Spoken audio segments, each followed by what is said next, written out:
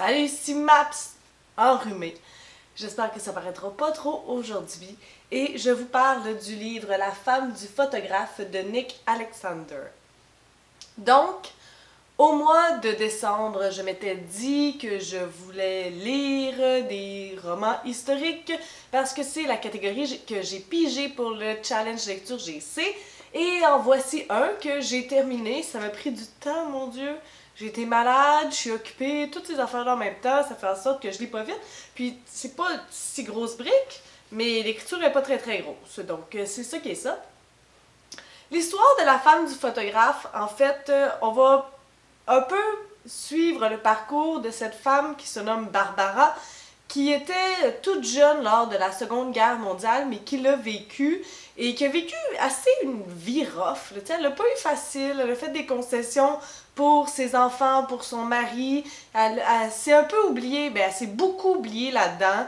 Puis aujourd'hui, elle est rendue plus âgée, 80 ans. Et puis, elle veut comme juste oublier, elle veut passer à autre chose, elle veut finir sa vie d'attendre. Sauf que, forcément, ses enfants, particulièrement sa fille Sophie, veut savoir parce que Barbara ne leur a jamais parlé de son enfance à elle. Ils n'ont pas vraiment beaucoup connu leur père non plus. Ils veulent des réponses parce que leur père, c'est un photographe célèbre, ma foi. Et elle reste très discrète par rapport à ça, elle veut vraiment pas en parler, sauf que Sophie, ça va la ronger. Et ici, ça dit « Les secrets du passé finissent toujours par nous rattraper », je pense que ça résume bien l'essence de ce livre-là. Donc, ça se passe en deux temps, on alterne toujours entre 1940 et 2011. Dans les années 40 jusqu'à 80, on suit la vie de Barbara lorsqu'elle était enfant, lorsqu'elle était adolescente, sa rencontre avec Tony, son mari, et ses enfants. Un gros portrait de ce qu'elle a vécu, de sa vie, comment elle a vécu, etc., de ses relations familiales. Et 2011, 2012, 2013, on est vraiment dans la peau de Sophie. On découvre sa vie actuelle, son petit chum qu'elle va se faire, puis ses démarches pour découvrir qu'est-ce qui s'est passé, puis pour aussi faire un peu honneur à son père qui est un grand photographe et elle-même qui aspire à être une grande photographe. Lorsque j'ai commencé ma lecture, j'ai trouvé ça assez particulier. J'avais de la misère à m'accrocher au personnage. Minnie, qui était la mère de Barbara lorsqu'on est dans les années 1940, elle avait comme une drôle de manière d'être, puis en même temps, je me disais, mon Dieu, tu sais, c'est la Seconde Guerre mondiale, qu'est-ce que je peux comprendre de ses réactions, puis de ses actions, mais en même temps, je trouvais que ça faisait pas comme véridique, ça faisait pas vrai, je sais pas. Puis lorsqu'on arrivait dans le présent, je trouvais que ça clashait énormément. On passait d'un chapitre où les bombes tombent sur la tête des enfants, sur la tête de la ville, que c'est super triste, que c'est super émouvant, que, tu sais, la mort rôde un peu partout. Puis on s'en va dans un deuxième chapitre, comme back-to-back, avec Sophie, puis des passages super érotiques, vulgaires, là. Je trouvais que ça clashait énormément. Je trouvais quasiment que ça manquait de respect. J'étais comme, on passe d'un moment historique important, tragique, à la vulgarité mal placée. Son copain Brett qu'elle se fait au début, Sophie, comme tout le temps de la vulgarité, ce que je préfère le plus de lui, c'est son pénis. Mais oui, c'est-tu nécessaire de dire ça là? Ou à un moment donné, ils sont en train de parler de photographie, de l'univers de la mode, de comme manière vraiment sérieuse, random, Brett fait juste lancer, là, tu vas-tu me sucer ou quoi? Pardon? Comme, non. Ça manquait de finesse. Puis c'était juste comme tellement hors cadre, hors champ, ça allait pas bien ensemble. Une romance puis de l'historique, ça va bien ensemble. Mais là, c'était pas de la romance, c'était vraiment comme un gros clash des générations, puis tellement stéréotypé aussi, parce que oui, c'est pas juste parce qu'il est vulgaire puis il lance ça de même, non, il fait aussi de la coke puis du hard sex, c'était juste comme, ça va, là, c'est too much. Puis c'est ça au début, je pense, qui m'a dérangé, c'est que les caractères sont vraiment très gros puis sont vraiment stéréotypés. Comme Sophie est pas super aimable, elle fait des commentaires vraiment bizarres. Au début, elle Photoshop des mannequins, puis elle a dit que leur peau est vraiment laide parce que c'est des mannequins cheap. Je comprends pas, là, moi, que tu me payes... c'est pas le revenu que tu me donnes qui fait en sorte que ma peau est meilleure. En tout cas, je trouvais ça vraiment étrange comme commentaire. c'est arrivé à une couple de reprises que j'étais juste comme, qu'est-ce que c'est ça? J'avais juste le goût de sacrer le livre à bout de bras. Je sais pas en fait ce qui a fait en sorte que j'ai continué. Je pense que c'est surtout la portion de Barbara, la portion historique. Il y a quelque chose là-dedans qui me retenu parce que c'était certainement pas les chapitres dans le présent. Ceux-là, j'étais vraiment dégoûtée. J'avais aucun plaisir à lire à propos de Sophie puis Brett, même si ça se lisait comme assez bien. C'était juste comme désagréable, puis on s'attache pas à eux. C'est juste pas des personnages pour qui j'avais de l'intérêt.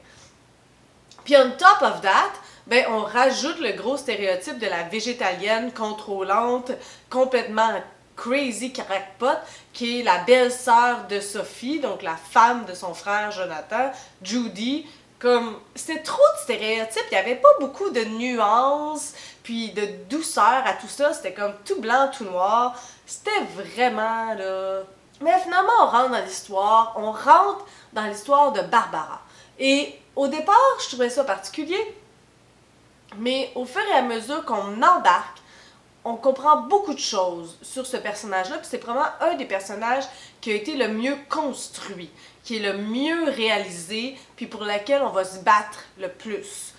Barbara, elle n'a pas eu facile, elle a rencontré Tony, puis il s'est passé des choses qui ont fait en sorte qu'ils ont dû rester ensemble, mais Tony, c'était vraiment pas un personnage facile à vivre, hyper impulsif, arrogant, complètement sauté, artiste.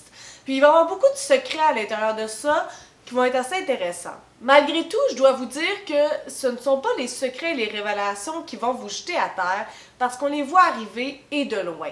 Puis parfois, ça arrive dans un livre qu'on sait les secrets puis qu'on attend juste que le personnage le sache, là, tu sais, puis on est comme « Oh mon Dieu, qu'est-ce qu'il va faire, qu'est-ce qu'il va savoir? » Mais c'était pas tant le cas parce qu'on s'en fout vraiment de Sophie, tu sais. Je me disais, tu sais, ça découvre les secrets.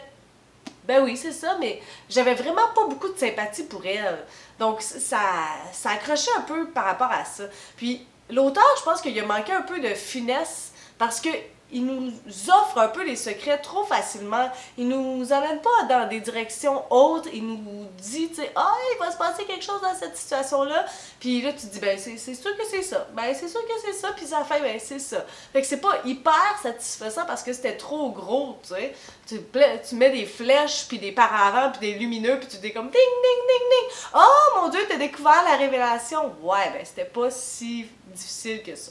Pour moi, ben, c'est sûr que ça a enlevé un peu de la surprise, ça a enlevé un peu de toute l'émotion que je pouvais vivre parce que, ben, mon Dieu, c'était évident comme le nez dans ma face, tu sais.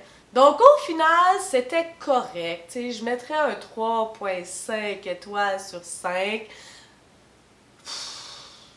Je me suis malgré tout laissée embarquer par l'aspect historique, par la vie d'autrefois, par la différence de mentalité, par le clash des générations, par qu'est-ce que les femmes pouvaient ou pouvaient pas faire. Il y avait vraiment comme un débat de société, une réalité différente par rapport à la place des femmes, par rapport à ce qu'elles devaient faire, puis quels sacrifices elles devaient faire au nom du mariage, au nom de plein de choses. Donc ça, je trouvais ça vraiment intéressant, mais je voudrais que c'est pas mal la seule portion qui était si intéressante que ça. Malgré que ça s'est lu assez facilement, j'ai tourné les pages, puis je me suis pas trop posé de questions une fois que j'ai passé les passages stupides du début. Désolée pour mon vocabulaire, mais vraiment, ça m'a choqué, je comprenais pas le but. Puis, à vous prouver qu'il n'y avait pas vraiment de but avec ça, c'est qu'au fur et à mesure du livre, ben ces passages-là, érotico-vulgaires, puis déplacés, jugementales,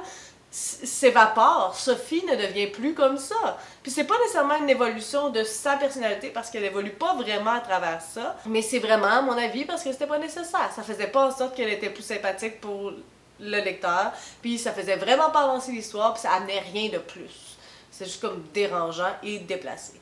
Donc, au final, prenez la portion historique pour ce qu'elle est, mais sans plus. Faites-vous pas trop d'attentes par rapport à tout le reste. Et sur ce, si vous avez des suggestions, des critiques, des commentaires, n'hésitez pas à le faire en dessous de ma vidéo. Je publie des vidéos quelques fois par semaine. Et sur ce, si vous aimez cette vidéo, n'hésitez pas à mettre un petit pouce ou à vous inscrire à ma chaîne. Et je vous souhaite de bonnes lectures.